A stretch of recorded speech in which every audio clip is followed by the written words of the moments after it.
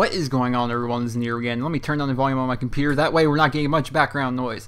So, welcome to a new episode of Dear Nero. This is actually the third episode I've made of Dear Nero, and I think it's going to be a fun one. I got some cool questions for you guys, but to cover on gameplay. So every episode of Dear Nero, I try and do like a different form of gameplay. The first episode was Minecraft, and I was just kind of digging stuff, but I found a bunch of cool stuff, so it worked out, and you guys seemed to enjoy it. Second episode was Nazi Zombies, and that was pretty cool. My ISP Cypher and myself, we went through and we played zombies, and it was pretty fun. I enjoyed it, and you guys seem to enjoy it too. Zombies is a big ticket item, I guess, in Call of Duty. I mean, regardless of how old it is, everyone loves to see zombies. For this episode, we are doing COD 4, and these are both open lobby games. What you're watching right now is actually a sniper lobby. I'm not sure how many people we have in the lobby right now. It might be a 9-on-9, but probably not. It's probably like a 7-on-8 or something like that. And yeah, the only rules in this lobby are basically no Juggernaut, bolt action sniper rifles, and have fun. And that's what we do. And I get a bunch of kills in the process, and I die a lot, and I get a bunch of kills as well. So, you know, you guys will probably enjoy it. In the second half of the video, actually, because obviously one domination match is going to fit this whole, roughly 20-minute video. The second half of the video is actually going to be zombies in COD 4, so I think you guys will definitely enjoy that. But now we got that all the way. Now I have the disclaimer out of the way, basically discussing what the gameplay is. We're going to be talking about whatever you guys want to talk about, and those questions that you guys sent me for Dear Nero. For if you guys are unaware, if you guys want your questions featured on Dear Nero, send me a personal message here on YouTube with the subject line Dear Nero, and I will do my best to answer your questions to the best of my ability. The good ones anyway. I get a lot of kind of dumb ones, like for example, I got a question, why do you go by Nero? I actually made a full-length 10-minute video on why my name is Nero. And the questions like that have already been answered, I don't feature them. But good questions, I think that can pertain to a lot of people. I tried to go ahead and do that. So, alright, first question. He writes, Dear Nero. Hey Nero. Actually, he wrote Dear Nero as a subject, then he put Hey Nero. It's kind of weird. Hey Nero, longtime sub, love your vids, but since you are no longer playing Modern Warfare 3, how are we supposed to interact with you in SB? Because you said the only way to join SB is to play with you guys, and if you're a good player and you like us, we could join. So how do we do this? Do we have to wait till Black Ops 2? Ben from Massachusetts. That's a big ticket question. That's why I went with the number one. One of the biggest questions I get, one of the most frequent questions I get is, can I join your clan? I started watching your videos 2 days ago and I want to join. I've said it many times, SB really isn't looking for people. They really aren't. There's a question that's going to be coming up later in the episode that kind of pertains more to it. Basically, the whole, playing with us and us liking you, that kind of thing, that was actually said by Buell, and Buell just kind of says whatever. Like, Buell actually used to go and say, yeah, you get Moab in the game with me, then yeah, you can be joining SB, kind of stuff like that. And it's really stupid. Like, alright, picture Team SB. Team SB is a group of guys that I've been playing with for years, like some of them 4 years. Yeah, it's been that long. I've known these guys that long. And people just want to be like, hop in, change their gamer tag to SB, and become our best friend. It doesn't really, like, SB is a group of gamers, including myself, they've been playing together for 3-4 years. You don't just hop in and have 3 to 4 years worth of memories with someone, or 3 or 4 years worth of time played with someone. Or, I know these people on a personal level. I mean, some of them I know in real life, a lot of them I know over the internet, but I've known them so well over the internet, I've known them for so long, that basically, man, it's like knowing them in real life. You know their real name, you know what their family like, you know what their home life is like, you know what they do every day. Just that kind of, just knowing people that well, and you can't just hop in and just automatically be a part of that. So, I don't know, man. Hope that answers your question. You can't just hop in like that. Alright, so here's another one. He writes, Dear Nero. You said before you love history. I love history too. Personally, I love listening to stories about the Revolutionary War, the Civil War, and World War II. What is your favorite thing about history, Steve? Alright, Stevie, my boy, that's a good question because I kind of like history. History was definitely my best subject in school, with English being a close second. I don't know what it is about me, but anything with a backstory to it just instantly, just gets me going. I don't know why. Anything with a backstory or something that happened in the past or something that's a part of history, I love it, man. Alright, for example, this is completely different from like actual history, but something like Friday the 13th, Michael Myers, what the hell's his name? Freddy Krueger. Those movies, those are my favorite horror movies, and the reason they're my favorite horror movies is because each one of those characters has a backstory. The backstory is what drives a lot of things for me, and that's kind of the reason history is probably my favorite subject in school. My favorite part of history would probably be the World Wars, World War I, World War II. Obviously, World War II being definitely much higher than World War I. I found it more interesting anyway, as well as some things like the American Revolution. That kind of time period, that kind of stuff. Definitely, like, I've never played Assassin's Creed. I've never even touched an Assassin's Creed game, and I'm highly considering getting Assassin's Creed 3 just because it's set during the Revolutionary War. that's how much I like history. So hopefully that answered your question, brother. All right, this one I can pertain to. So hopefully you guys think this is interesting. He writes, Dear Nero. At this time, I'm 13 years old and I have this problem with my tongue. I've had it since as early as I can remember. My problem is that I have a fissured tongue. I might be mispronouncing that. It's Fissured, fissured tongue. It's basically a tongue that's rough and has deep grooves. It doesn't really affect me in any way until I start the year. My mates would ask how it feels to kiss a girl and etc. They don't bully me yet. But in my time, I've kissed a few girls, but I don't know if they mind or if it feels weird when they kiss them. As of right now, there is no cure. And that wasn't, now that I think about it, that wasn't really a question. That was just basically stating your problem to me. But I'm going to go ahead and ask or assume that you're wondering, how you should feel about that. A fissured tongue, I've actually looked at pictures, and some of them are pretty disgusting. I'm not going to lie. If you guys Google fissured tongue, the tongue's like real dry, and there's a bunch of deep cuts. Some of them are really bad. Like, if you have a weak stomach, like, don't, Google image it like I did. That's kind of rough. But if it's from what you make it sound and the fact you already have kissed a few girls, that probably means that it's not that bad. It might just be a little dry, or it might just have a little deep grooves. My advice to you is don't really worry about it, because if there's something there's no cure to, then why worry about it? Little known fact about me: people wonder. This is something I've actually really meant to talk about, but I never really wanted to talk about it because there's so many, I don't know, brain dead morons on the internet. People think I have like a speech impediment. I have a lisp. Or I have a lisp, and the fact is I don't actually have a lisp. I'm just tongue-tied. I literally am tongue-tied. I could get a picture of it, but that would require me getting up, and it is so hot. I'm doing a shirtless commentary right now, and I really don't want to go move at all. It's like 90 degrees in my room. I shit you not, it's really hot in Pennsylvania. But I am tongue-tied. What that means is the tip of my tongue, if you look at the bottom of your tongue, like if you look in the mirror, or if you feel it, like if those of you who aren't tongue-tied, just feel underneath your tongue, there's kind of like this, like a really, really thin line that kind of connects the bottom half of the tip of your tongue to the bottom of your mouth. That's kind of how your tongue just kind of stays in there. Mine's like twisted, and so I can't get the exact tip of my tongue out of my mouth. Like, it's weird. Like, just picture it. Try sticking out your tongue, but the tip of your tongue can't really leave your mouth. I mean, it gets out pretty far because I have like an exceptionally large tongue.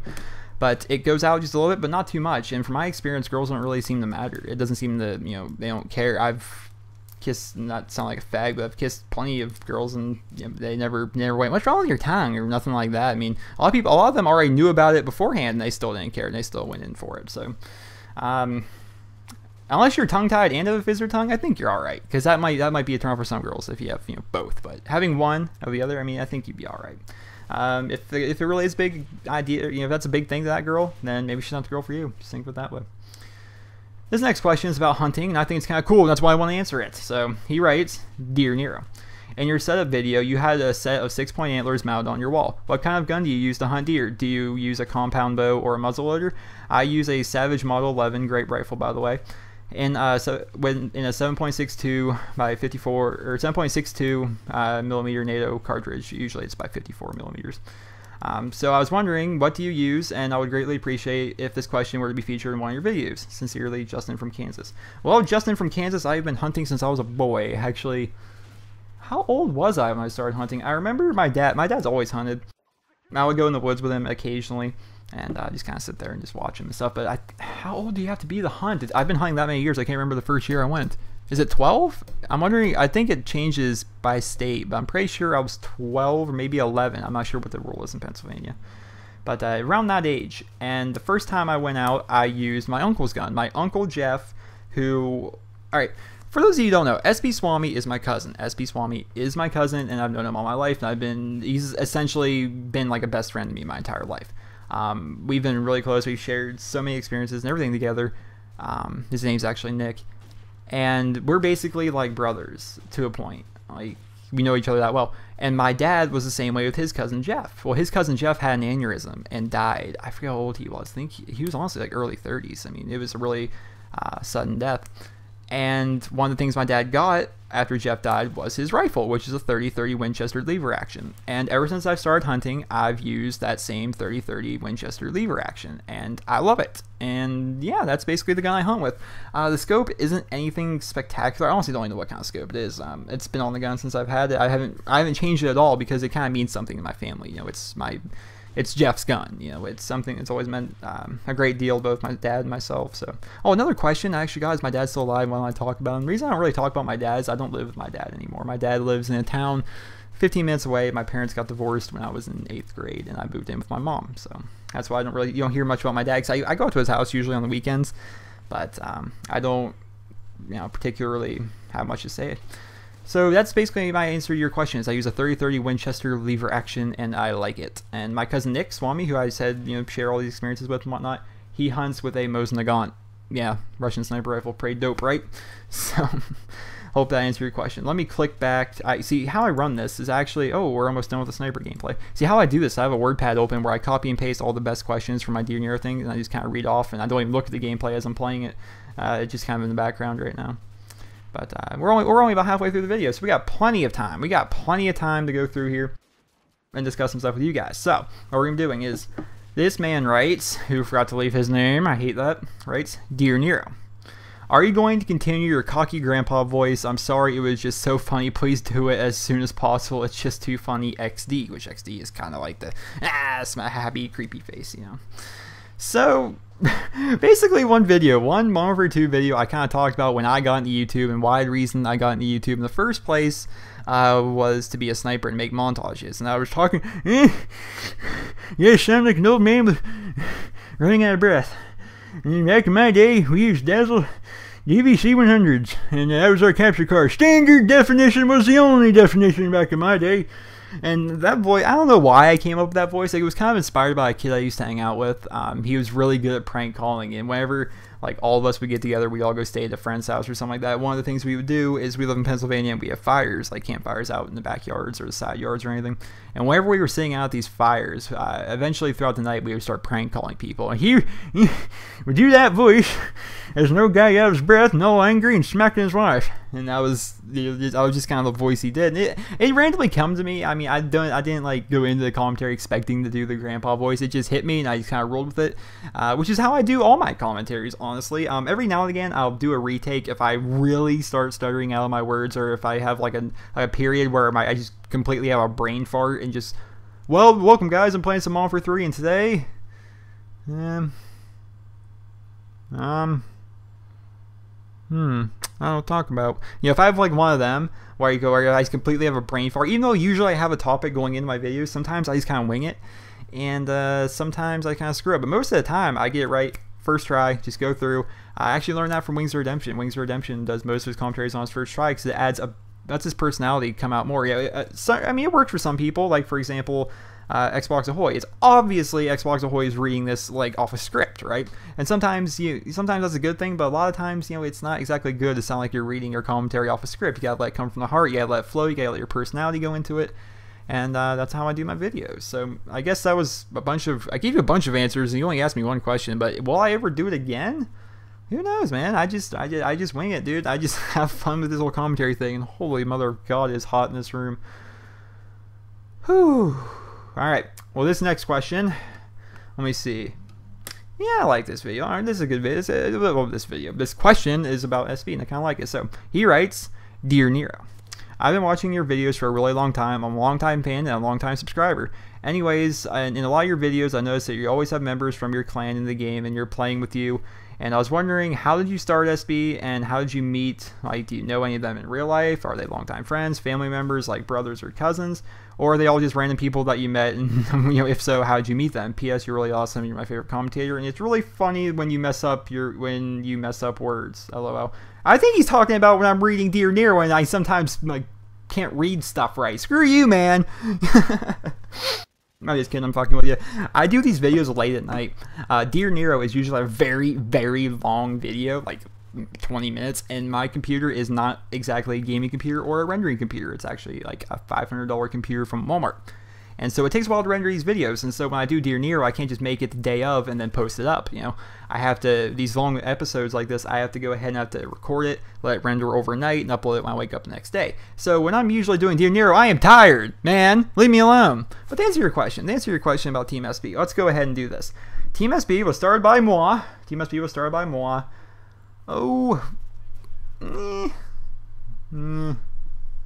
About halfway through Modern Warfare 2. In that time frame, about halfway through Modern Warfare 2. reason I started SB, I wanted to be one of the, I don't know, I've always played with the same core group of people, and we played so much. We all had random names. Like, I went by NE2O.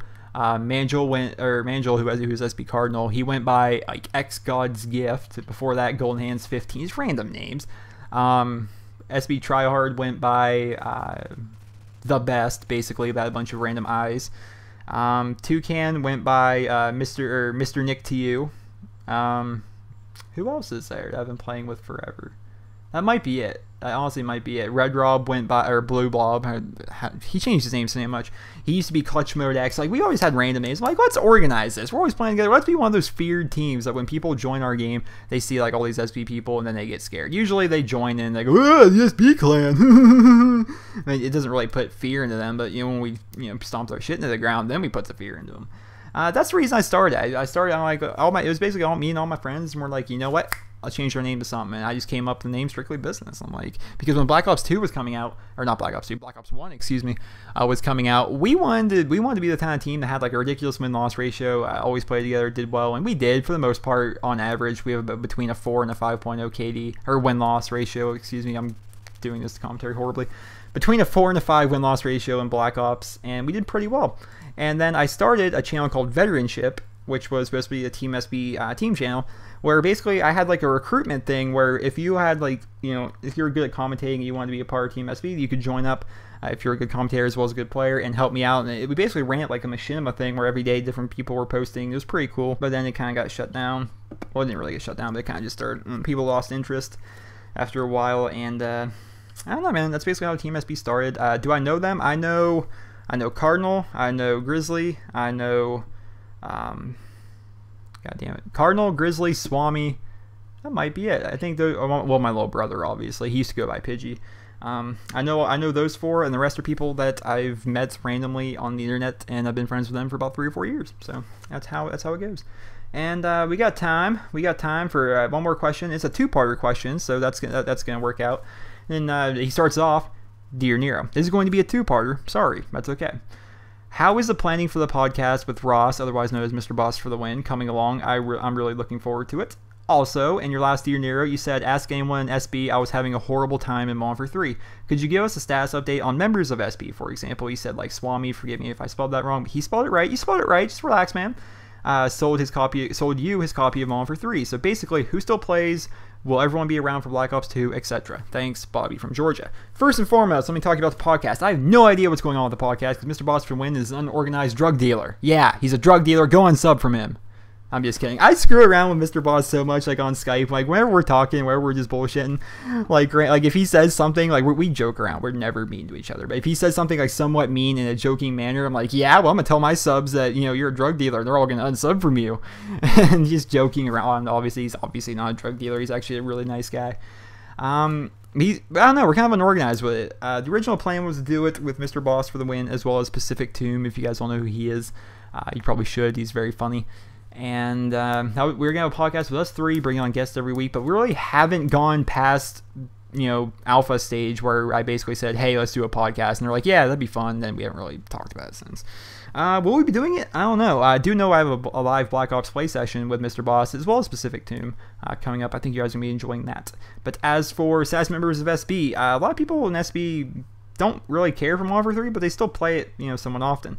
Marksman and Deadly, they play it, but not so much. Grizzly plays it now and again. JD plays it now and again. It's basically a now and again. Every day we're kind of playing something different. Like, for me personally, I'm playing a lot of Battlefield. I actually just bought NCAA 13, which I would want to know. If you guys would like to see NCAA 13 videos, let me know. Would that be something you guys are interested in? Every video, like once a month or something. NCAA 13, I don't know if you guys would enjoy that or not, but I think it'd be kind of cool if you guys would like to enjoy it. But as for members, I mean, basically every member besides me still plays the game somewhat, with the exception of Swami, Toucan.